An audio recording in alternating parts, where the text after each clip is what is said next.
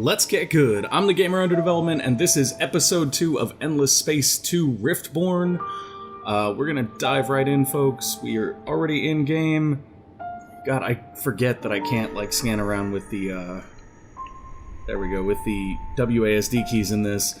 I've been playing a lot of tabletop lately. Anyways, we're gonna dive right in. We do have an election coming up. We did let people comment on what we should do in the election. It looks like most people are favoring ecologists, and then, you know, in the future, once we have a few more things settled and we have some more production, we're gonna look at going militarist, which is perfectly fine. I'm gonna go ahead and end our turn here because I think everything's done. That's why I was confused for a second, guys. Like, we loaded in and I was like, there's no notification. Oh, okay. Our hero has gained level 3. We're gonna go ahead and give him plus 30 production on system. And it's about time we move him back to a system if he isn't already on one. I don't think he is, though. I think he's on a ship. As soon as that ship lands here at this star system, we're gonna send him back to our main system to provide it with more production. We have a shadow coming out of production very soon, which should allow us to scout a little bit more. And then we've got some other things going on, like some production and another colony, because we are reaching max pop on that planet. I don't know why xenotourism isn't in queue. That should be in there somewhere. And that all looks just fine. We're still lacking on titanium, it would appear. But I don't know if that's due to a lack of technology or no. It's just coming in slow. It's trickling in slow. We need this ocean right here to really take advantage of the titanium we have available to us, but we just don't have access to that right yet. Okay, so we just finished xenotourism. That's why that wasn't in queue yet. Xenology finished, which means we can do spin project, which is actually useful. We should take a look at our laws real quick and see if there's something else we can do that would be beneficial. That additional food right there is honestly pretty strong, and I wouldn't be against that. This is pretty good as well, but we don't have any colonies yet, so I think once we start building a colony, we will go ahead and pass that Beachhead Bylaws Act, provided that we're not already in ecology by then and lose access to it, because that could potentially happen. Okay, so we've checked everything. I'm sorry, guys, I try to check everything because I feel like if I don't check everything, I miss stuff, and I highly recommend that you do so as well when you play this. We are going to offer our official support to the ecologists. We could even boost them. Provides a strong boost to the selected political idea if the party's already well supported. They're pretty well supported, so we could go with primary elections. However, if we go with lobbying, that would actually probably be more beneficial. That's why it costs a little more. So we're gonna go ahead and go with lobbying. And let's see how this goes. System 1, 3 ecologists, 1... Well, that's all we have is one system. I don't know why I'm looking at that. I'm like, System 1 voted for the ecologists because it mattered. Alright, so we got cool copies. That's pretty good, actually. And hardship ready, which enables us to colonize non-gas planets. However, we will suffer a 25% FIDSI penalty. That's fine. Honestly, FIDSI penalties aren't bad for a faction like this that's heavily focused in production, because production can counteract a lot of FIDSI penalties. What are you? Whoa, hello, hi. What's your name? Okay, the Lumeris, here. I forgot we ran into them. So combat may be coming sooner than later. Okay, we do have our second shadow available, I think. We do indeed. Alright, let's make you into a ship, and let's send you out to explorate. I'm gonna send him up here. That was the whole reason I made him, was because we didn't have anyone going up that way. You have 2 engines, right? Yeah, you have 5 movement. You're still slower than death. Improvement completion incentivization scheme from industrialists is gone. We do need to pass new laws. We have hardship ready. We can take Beachhead Bylaw if we start to settle something, or we can take Cool Copy Clause, but since we don't have any luxury resources coming in yet, that itself is just a waste. Oh, that's bad. Okay, you need to get that colony ship the hell away from enemy ships in general. That's not at all good either. The fact that the Lumeris are that close is bad. I'm gonna send the colony ship up that way. We're gonna hope, beyond hope, that we can actually get it to somewhere to settle, because right now things just don't look good. We're gonna send our hero over to our home system. Our hero's name is just E. I love that. So E is in our home system, helping produce all the things. That should hopefully speed things up a little bit, and he should gain reasonable experience as we sort of finish producing those. Motherfuck. Sorry guys, my language. Motherfuck. There's a really good system right here that we could have colonized, but our colony ship is way the fuck up in the middle of nowhere. So I think we're gonna build another colony ship real quick. Yay, Xeno-industrial complexes, yay! Oh, you guys are right here, huh? So, how far along are they, and can we beat them to this system just to screw them? They've got 9 turns left. There is deciduous trees here, there is blue cap mold here, plenty of food, plenty of production, and then a hugely productive lava planet, but it is only 2 planets in that system, which honestly makes it kind of a shit system in my opinion. Like, I don't think we're gonna go for that. We typically look for something more like this. So I'm gonna keep... At this point, this colony ship has become our most expensive exploration ship. And, well, okay, so we know they're there. There's a good chance that if we send him back this way, he could find something. In the meantime, though, just to get another place colonized, I think we're gonna bust out a new colony ship. This one will have a lot more movement. 3 turns that way, 2 turns that way. I'm gonna do 2 turns because we really need to get a first colony down. I haven't checked the score, but I imagine, yeah, we're significantly behind everyone else because we don't have a second colony right now. The good news is that is exactly why. It's because we don't have a second colony, so it's not really that big of a deal. It's something we can definitely accommodate. We don't have the mission to check atmospheric anomalies yet, but that should be coming soon, so I'm gonna skip the atmospherics on this one and go straight for the other things, which thankfully it looks like there are plenty of. Go ahead and get that ruins, please. What do we have? Basic photon torpedoes, that's a decent pickup. Life form signal. Explore the quest curiosities on planet Eleon 3. Each expedition will cost 5 titanium. Mother whore. And a pirate ship is spawned on system Eleon. Okay, that's also not good. Unless it gave us the pirate ship, but it didn't, so we should get the hell out of here before the pirate ship spawns, realistically. Although the sad thing to that is, if we bounce and we leave the pirate ship here and then we try to send a colony ship here, then the colony ship is just gonna get wrecked by the pilot. Okay. Well, we don't want to search the quest ones yet, because those could spawn pirate ships on us. So instead, we're gonna focus on not the life form, because the life form could actually add a pop here when we colonize this. So instead, we're gonna get the ruins. Then the ruins. Otherwise, if we get life forms, they get sent back to our colonies, which are a little ways away. I feel like it's much more efficient to save those for when you're colonizing. That way you can boost how quickly that system grows. And we got the analytical engine, which is awesome. The analytical engine is a great pickup for us, guys. That's a really, really good pickup. That'll help us get some nice dust out of all the curiosities and things, which is great. Got some Eden incense. Where's our economy at? We're not quite ready to use a resource. We're not generating any luxury resources yet either, though, so that's kind of okay. Like, we're not in a big hurry for that. And I'm actually gonna go ahead and keep exploring with this guy. We can always bring him back here.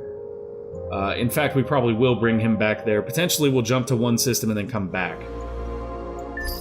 What I don't want to do, though, is leave our exploration ship just sitting here and not continue to gain vision on the galaxy.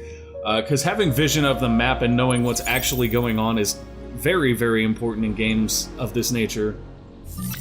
Okay, we need more science. I keep slipping on that, guys. My bad. Let's see. Where are we at?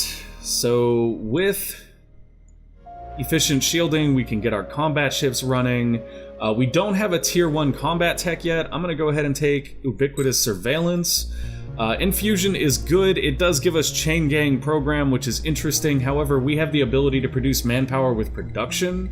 Whenever a system doesn't have anything else to produce, we can fall back on that, so I feel like this is kind of unnecessary for us. This, on the other hand, has big data shipyards, which will make all of our ships higher level when they come out, which is very useful if you decide to go military. But that is just one technology. Let's go ahead and queue a second one up. The reason I was queuing one is because we really want to move into the second tier of combat here pretty quick, but we can queue that up as well, just to make things more sensible.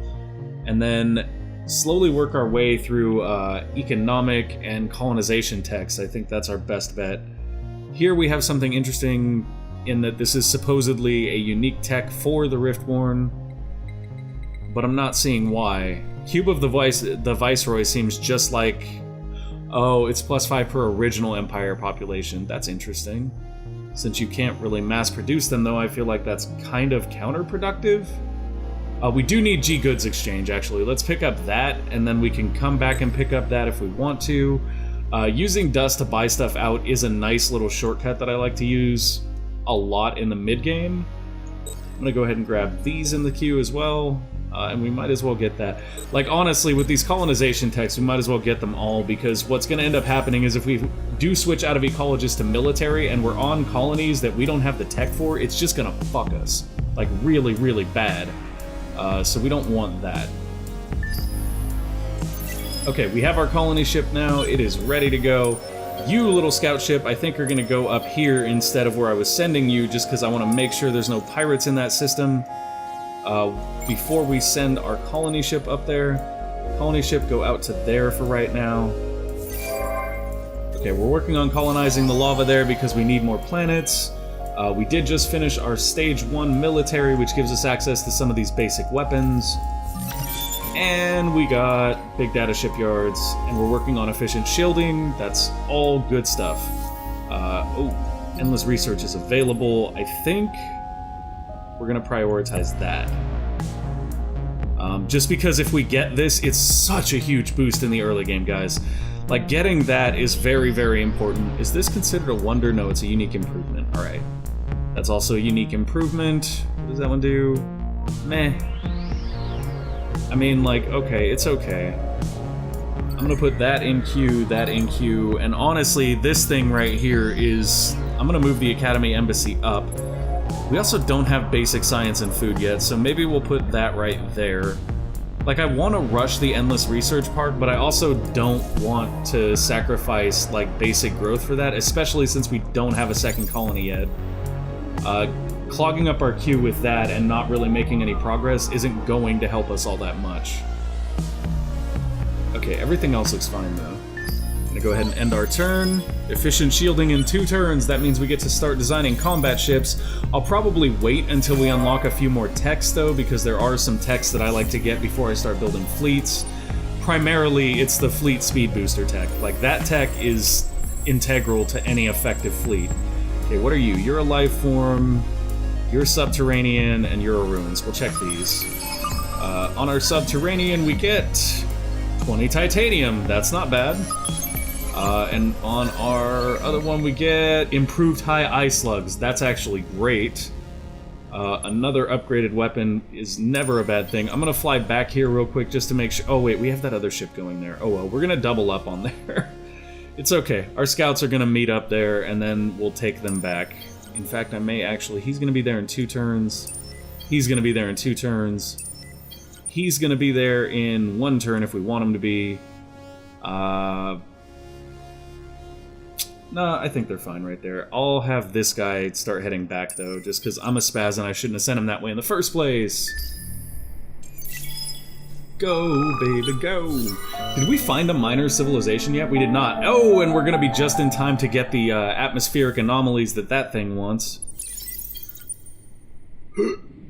In 1 turn, or 4 turns, that's gonna spawn a pirate ship. That's fine. I was worried about it getting our colony ship right here. I was like, no, not my colony plus. Okay, what you got, buddy? Sustainable Farms is done. We're working on public-private partnerships, and then we'll be jumping onto Endless Research Park, which is great. We can make a compression singularity. Those are incredible for speeding us up. In fact, I think I'm going to make that a priority, because we make that in 1 turn.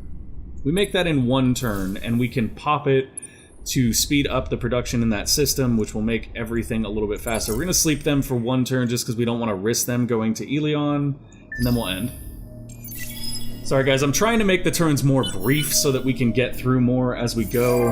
Alright, so we have our compression singularity, public-private partnership is up. Improved commercial drives have been unlocked, so +1 movement for civilians, and another law slot. That is excellent. And efficient shielding is done. Okay, get you guys moving. The tech that we're waiting for before we really start jumping into fleets is this eukaryotic sap. The reason is that H-Field Fleet Accelerator is phenomenal. Like, super, super good, guys. The best. The only thing that makes it slightly better is this. We can improve the rational class, which I believe is the support vessel. Yes? Yes. We want that because what it'll do is it'll allow these cheap support frigates to provide a ton of movement to fleets. Like, you'll see what I mean when we get there. It really is amazing, the difference that it makes. Okay, so you're here already. We're looking for atmospherics now. So you can scan that, baby. Bring the Horatio vessel to a system with at least 3 available population slots. Yeah, about that. Maybe we'll keep them here until there's a chance to take advantage of that. Lifeform quest. Okay, so yeah, there's nothing here that we particularly want. We'll leave the Horatio here to scan those lifeforms once we have a colony, and we'll also go ahead and add them to that colony. That will speed things up very, very quickly for them. Let's see, you're on your way out here, good scout man. Excellent, let's do that. And you get your arse in there and colonize a planet. Colonize all the planets. No, we just need one for now. And we're gonna go for whatever has the most food, since that's gonna be the most beneficial. Microfactories on that planet too, which is awesome. Yeah, we'll do this one. Man, this system isn't great for us, though. Like, there's not a ton of production here. There is a lot of dust, though, and some good science, so we could still make use of that. And either way, it's a 4-planet system, which is better than anything else we've found right now, so I'm kind of okay with it. Deciduous trees, average deposit, and microfactories, nice. So if we pay 10 Hyperium... That's what that is, right? Hyperion. Yeah, I always mispronounce that in my head, like, so that's why I was checking. So if we pay 10 Hyperium, ooh, 10 Titanium is even better, though. We'll do 10 Hyperium here. That's going to cut it down to 5 turns. Then we're going to come in here, and we're going to grab Beach Bylaws. That'll give us plus 15 production on outposts, and plus 35 happiness for 3 turns when we acquire a new colony. Both of those are going to help us out a lot. And then we can also take a look at these once they make a little more sense. We don't actually have colonies there yet. Once we do, it'll make more sense to take a look at those. And yeah, that should be good. Let's... How many turns are we? We got 5 turns left, unless we get enough titanium to make a leap ahead. Which could be possible by doing exploration. It could also be possible if we unlock that market tech right there, because we have dust. Dust is not an issue. Let's do some crazy things with these guys while we're waiting. Let's send stuff just out flying and see if we can find anything. Because they're going to have to wait anyway. And you already have... I want you to sleep. Yeah, we're done. Yeah. Idle singularities. Oh, thank you, game, for that alert. Guys, I screwed up. This is something we need to keep an eye on. We do have compression singularities. What does this do again? Plus 100% experience on ships, plus 100 recovery rate for heroes, plus 25% FIDSy on system. That's what we want. And we're going to put it right here. Bam! Our home system is now supercharged, guys. Like, no joke. It helps with production so much. Endless Research Park is down to 6 turns now. That's great. And we're not even production focused here. Like, if we switch to a production focus... Okay, that shaved 1 turn off Academy Embassy. That's fine, though. Like, that's honestly what we want. We want production focus pretty much everywhere. And that's almost every faction without exception, in my experience. Maybe the Loomies, you want dust focus in a couple of places, especially once you start majorly buying stuff out. But for the most part, being production focused is always going to be beneficial. Have a system with 9 system improvements. Yeah, we advanced our quest. Okay, let's see what's going on now. See, I've played this game I've played a fucking ton of this game. I have tons of hours into it, but I haven't actually read many of the stories because I just sort of enjoy the mechanics. So that's great, because at least we can explore the stories together. The universe is utterly unlike our own, burning orbs of fire, scarred balls of rock hanging in the void, vast realms of nothingness. Empty, pitiless, terrifying. Welcome to my life. No. Some of the worlds are more than barren, airless rocks, cloaked in dirt that seems fertile ground for tenacious foliage forms. They choke the surface and deny the light. Strange things stalk and shuffle and slither through the underground. We were fortunate to avoid settling on such a world. Our world, the world named... Oh, I already read that part, didn't I? Here in this universe, we are far from our homeland, our kin, our strength. For now, we are vulnerable to the monsters that lurk out there in the void. We must build a world that will become a fortress. Okay, so that was the part we just did. Feelings of strength sweep through my forces on Vanguard, making them even more determined in their mission. In their fields, their words, their very bearing, I see that they are fearless, that they will defend Koraz, both the old and new, to the death. We have our fortress. I wonder, though, are we misplaced in our confidence? Did we build a stronghold from which to conquer the galaxy, or a prison to entrap ourselves for eternity? Did the Communion make a grave mistake? Wow. I kind of dig that. Kill, maintain an empire, happiness of... Wow. Today, one of my patrols made a strange discovery. A curious, pitiful creature was found living in a windswept hovel on the edge of a great frozen lake far to the north. This universe, with its ugly forms, its soul-shuddering sounds, its perpetual downwards grasping, is difficult enough to understand at the best of times, but this creature was another level of enigma. With rags for garments, garbled speech, and erratic movements of its slender, serrated limbs, I wondered what possible worth this thing could possess. Over long, painful days, though, I came to appreciate that this creature, Anax Jink, could be very valuable to us. Although Anax Jink is a damaged soul, half mad, half delusional, its mind driven down dark, rarely traveled paths in its prolonged isolation, I find islands of clarity, even brilliance. Slowly, I learnt its story. It's a member of a race called the Virus. Well, maybe race is too generous a word for the smattering of creatures scattered across the galaxy who loosely share Anax Jink's biology. The virus you see are escaped viral lab experiments, hyper-evolved by a mysterious substance called dust.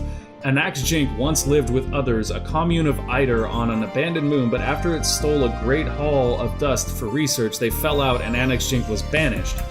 The virus tells me the end times are coming. I struggle to fathom whether its reasoning is genius or deranged, but knowing what I know of the blight-destroying Koraz, I cannot help but think its words are prophetic. It has the capacity for greatness, I believe. I have forbidden anybody mention Anax Jink's existence to the Communion back on Koraz. To begin with, that was because I needed to know more before I reported back. But too much time has passed for that to be true any longer, and now I must confront the truth. The truth is that the Communion are ill-equipped to lead in this universe. They are remote and out of touch, insulated from the seeping horror of this place. How can they make the right choices when they have no experience of here? They can't, so I, the Grand Viceroy of New Koraz, will decide the fate of Anax Jink. One day, the Communion will thank me for it. Okay, so this is cool. We just discovered this new species called the Virus. There's this dude. We get to decide what we're gonna do with him. We can kill him. The virus will teach us nothing more, at least not while living, like a wrecked piece of machinery. It is damaged beyond repair. Even a liability, but dead, we can slice it up, study it. My forces here will need a morale boost, though. Many have grown fond of the virus. Ah, see, that's... Okay. The virus has become our greatest asset in this hostile universe, a scientific mind without parallel to study the rift. It just needs the right tools, the right environment. I will build it a cutting-edge research facility. Okay, and for that we would colonize a new system and raise its science to 60, which would give us Anax Jink as a hero. He is a member of the Scavengers, he is a seeker, and he is religious.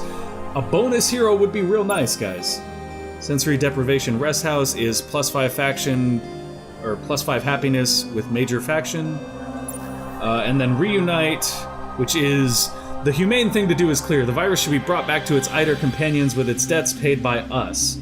Raise 750, then explore the curiosity. We get the Bespoke Archive, which is +5 happiness with non-major faction. Interesting. So I feel like their quest line is going like, you can be religious and be totally focused on being the Riftborn, and you get bonuses towards the Riftborn for doing that, or you can be sort of less xenophobic and more we're exploring the new galaxy, and you can get bonuses to your minor factions because you're integrating them into the Riftborn. I think that's a great little flavor choice right there. But because I've been going for a little while now, I'm gonna go ahead and call the episode here, and you guys are gonna choose, what is NX Jink's fate? Are we going to kill him, recruit him, or reunite him with the people that created him? I leave the choice up to you guys. Thank you for watching. If you enjoyed this episode, go ahead and hit that like button. If you want to see more, click the subscribe button. Please, folks, go ahead and promote this all the places. Share it to people you think might like it. Don't share it to people who aren't going to like it, because that's just annoying. But I suck at promoting, so you guys can help me out in a big way by sharing, liking, and subscribing. Thank you all very much. Have a wonderful, wonderful day. Bye!